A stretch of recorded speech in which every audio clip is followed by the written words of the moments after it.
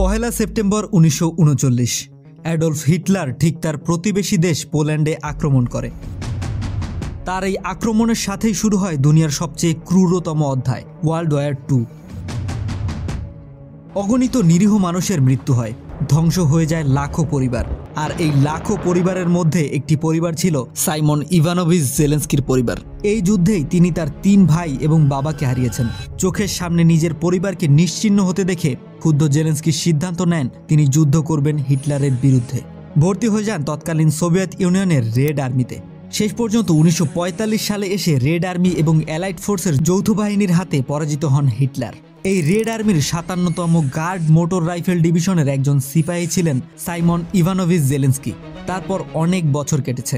1978 সালের 25শে জানুয়ারি জন্ম হয় ভলোদিমির জেলেন্সকির। হ্যাঁ, ইউক্রেনের বর্তমান প্রেসিডেন্ট ভলোদিমির জেলেন্সকি সম্পর্কে তিনি সাইমন ইভানোভিচ জেলেন্সকির নাতি হন। 2019 সালের নির্বাচনে বিপুল ভোটে জয়ী হয়ে তিনি ইউক্রেনের প্রেসিডেন্ট পদে অধিষ্ঠিত হয়েছেন। যুদ্ধ নয়, শান্তিতে বিশ্বাসী তিনি। কিন্তু ভাগ্যের পরিহাস বড়ই নির্মম। প্রেসিডেন্ট হওয়ার 3 বছরের মাথায় 2022 সালের 24শে ফেব্রুয়ারি বিশ্বের অন্যতম পরাশক্তি রাশিয়া ইউক্রেনের উপর আক্রমণ করে দেয়। রাশিয়ার ধারণা ছিল তালেবান হামলার পর আফগানিস্তানের প্রেসিডেন্ট যেমন দেশ ছেড়ে পালিয়ে গিয়েছিলেন, তেমনি জেলেন্সকিও পালাবেন এবং অনায়াসেই রাশিয়া ইউক্রেন দখল করে নেবে। কিন্তু না, জেলেন্সকি সহজে হার মানার পাত্র ছিলেন না। মিডিয়ার সামনে দাঁড়িয়ে দেশবাসীর উদ্দেশ্যে বলেন, আমি যুদ্ধের পক্ষে না, কিন্তু শত্রু যদি করা নাড়ে আমরা সর্বস্ব দিয়ে শত্রুকে প্রতিহত করব। Мы точно знаем, нам не нужна война, но если на нас будут наступать войска, мы будем защищаться।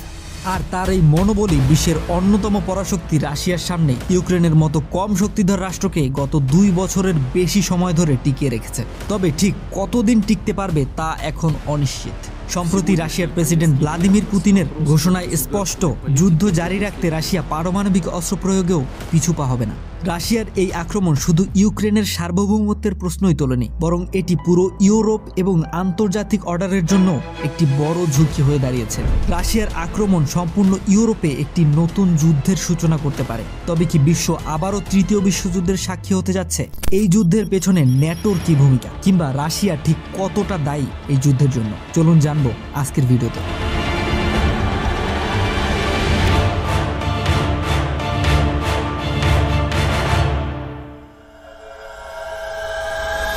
পৃথিবীর ইতিহাসে যত বিধ্বংস হয়েছে তার শুরুটা একদিনে হয়নি। 1916 সালের আগ পর্যন্ত ইউক্রেন রাশিয়ারই একটি অংশ ছিল। এরপর রুশ সাম্রাজ্যের পতন ঘটে ভ্লাদিমির লেনিনের বলশেভিক পার্টির নেতৃত্বে অক্টোবর বিপ্লবের মাধ্যমে। এই বিপ্লব সারা বিশ্বে কমিউনিস্ট বিপ্লব হিসেবে পরিচিত ছিল, যার ফলশ্রুতিতে প্রথম সমাজতান্ত্রিক রাষ্ট্র হিসেবে সোভিয়েত ইউনিয়নের সৃষ্টি হয়। দ্বিতীয় বিশ্বযুদ্ধের সময় 1941 সালের 22শে জুন অ্যাডলফ হিটলারের নাৎসি বাহিনী সোভিয়েত ইউনিয়নে আক্রমণ করে। সোভিয়েত কর্তৃপক্ষের মতে এই সময় জার্মানিরা প্রায় 3.5 লাখ সোভিয়েত রেড আর্মিকে হত্যা করে। দ্বিতীয় বিশ্বযুদ্ধের পরবর্তী সময়ে মার্কিন যুক্তরাষ্ট্রের সবচেয়ে বড় প্রতিদ্বন্দ্বী বা সুপার পাওয়ার হিসেবে আত্মপ্রকাশ করে সোভিয়েত ইউনিয়ন, যার ফলশ্রুতি কোল্ড ওয়ার। পরস্পর বিরোধী এই রাষ্ট্র দুটি সরাসরি লড়াইয়ের সম্মুখীন না হলেও একে অপরকে হুমকি, সামরিক এবং পারমাণবিক শক্তি প্রদর্শন, মহাকাশ প্রতিযোগিতা এবং ছোটখাটো যুদ্ধের মধ্য দিয়ে একে অপরের উপর আধিপত্য বিস্তার করতে চাইত। প্রায় 50 দশক ধরে চলে এই কোল্ড ওয়ার। 1989 সালে বার্লিন প্রাচীর ভেঙে দেওয়া হয়। এরপর 1991 সালে ইউক্রেন সহ সোভিয়েত ইউনিয়নের কয়েকটি ছোট ছোট প্রজাতন্ত্রে স্বাধীনতার দাবি ওঠে। ইউক্রেনের কমিউনিস্ট নেতা লিওনিদ ক্রাভচুক তখন সোভিয়েত ইউনিয়ন থেকে বিচ্ছিন্ন হতে চান। 1991 সালের 8ই ডিসেম্বর বেলারুশে একটি বৈঠকের মাধ্যমে ইউক্রেন স্বাধীনতা ঘোষণা করে এবং 25শে ডিসেম্বর আনুষ্ঠানিকভাবে সোভিয়েত ইউনিয়নের পতন ঘটে। জন্ম হয় 15টি আলাদা রাষ্ট্রের। এখন প্রশ্ন, এই যুদ্ধ কেন হচ্ছে? এই প্রশ্নের উত্তর খুঁজতে প্রথমেই আমাদের ন্যাটো সম্পর্কে জানতে হবে। আমেরিকা এবং সোভিয়েত ইউনিয়নের মধ্যে কোল্ড ওয়ার চলাকালে মার্কিনদের মনে একটি ভয় সর্বদাই কাজ করত, কখন সোভিয়েত আমেরিকার উপর হামলা করে বসে। এই ধারণা থেকেই 1949 সালের 4 এপ্রিল মার্কিন যুক্তরাষ্ট্র, কানাডা এবং ইউরোপের কয়েকটি দেশ মিলে গঠিত হয় ন্যাটো। ন্যাটোর প্রতিষ্ঠাকালীন সদস্য ছিল 12টি, যা এখন 32-এ গিয়ে ঠেকেছে। ন্যাটোর সদস্য রাষ্ট্রগুলো যে কোনো বহিরাগত পক্ষের আক্রমণের জবাবে পারস্পরিক প্রতিরক্ষার জন্য সর্বদা অঙ্গীকারবদ্ধ থাকে। অর্থাৎ ধরুন বাংলাদেশ যদি ন্যাটোর সদস্য হয় তাহলে বাংলাদেশের উপর যে কোনো ধরনের হামলা ন্যাটোর প্রত্যেকটি রাষ্ট্রের উপর হামলা বলে গণ্য হবে এবং সব কয়টি রাজ্য একত্র হয়ে শত্রুকে প্রতিহত করবে। শুনতে খুবই ইন্টারেস্টিং লাগছে, তাই না? কিন্তু ন্যাটোর গঠন পুরোটাই ছিল আমেরিকার একটা রাজনৈতিক চাল। আসল উদ্দেশ্য ছিল রাশিয়াকে চারদিক থেকে ঘিরে ফেলা। আমেরিকা চাইতো একেবারে রাশিয়ার দোরগোড়ায় গিয়ে মার্কিন ঘাঁটি বানাতে, যাতে কখনো যদি মার্কিনদের সাথে রাশিয়ার কনফ্লিক্ট শুরু হয় তাহলে রাশিয়াকে নড়তে না দিয়েই ইমিডিয়েট অ্যাকশন নেওয়া যায়। এসব দেশে আমেরিকা তখন নিউক্লিয়ার হাতিয়ার জড়ো করতে শুরু করে। ন্যাটো ছিল আমেরিকীয়দের তীক্ষ্ণ রাজনৈতিক বুদ্ধিমত্তারই বহিঃপ্রকাশ। কিন্তু রাশিয়াও বা এসব মেনে নেবে কেন? একবার ভাবুন, আপনার সব থেকে বড় শত্রু আপনারই আশেপাশে ঘাঁটি গাড়ছে। তাই রাশিয়া বরাবরই ন্যাটোর বিস্তারের বিরোধিতা করে আসছে। 1998-তে এই ব্যাপারে ইউএস এবং রাশিয়ার মধ্যে একটি সন্ধিও হয়েছিল, যেখানে উল্লেখ ছিল রাশিয়া যদি জার্মানির ওয়েস্ট সাইড, যেটা অনেকদিন যাবৎ রাশিয়া অকুপাই করে রেখেছিল, সেটা ছেড়ে দেয় তাহলে ন্যাটো আর রাশিয়ার দিকে এক চুলো এগোবে না। রাশিয়া এই সন্ধি মেনেও নেয়, কিন্তু মার্কিনরা এখানে একটি ডবল গেম খেলে এবং কয়েক বছরের মধ্যে ন্যাটো রাশিয়ার আশেপাশের 12টি দেশকে ন্যাটোতে যুক্ত করে, যার মধ্যে কয়েকটি দেশ তো এককালে সোভিয়েতেরই অংশ ছিল।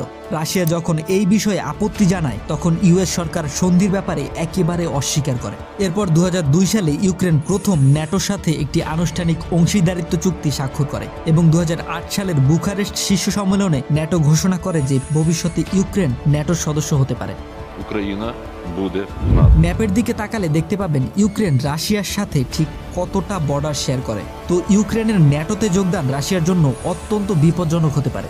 এরপর 2014 সালে রাশিয়া ক্রিমিয়া দখল করে নেয়, যা ইউক্রেনকে ন্যাটোর সদস্যপদ গ্রহণের দিকে আগ্রহ আরও বাড়ায়। ইউক্রেনের রাষ্ট্রপতি ভলোদিমির জেলেন্সকি এবং ন্যাটোর মহাসচিব 16 ডিসেম্বর 2021-এ ব্রাসেলসের ন্যাটোর সদর দপ্তরে একটি মিডিয়া সম্মেলনে অংশগ্রহণ করে, যেখানে আবারও ইউক্রেনের ন্যাটোতে যোগদানের কথা ওঠে।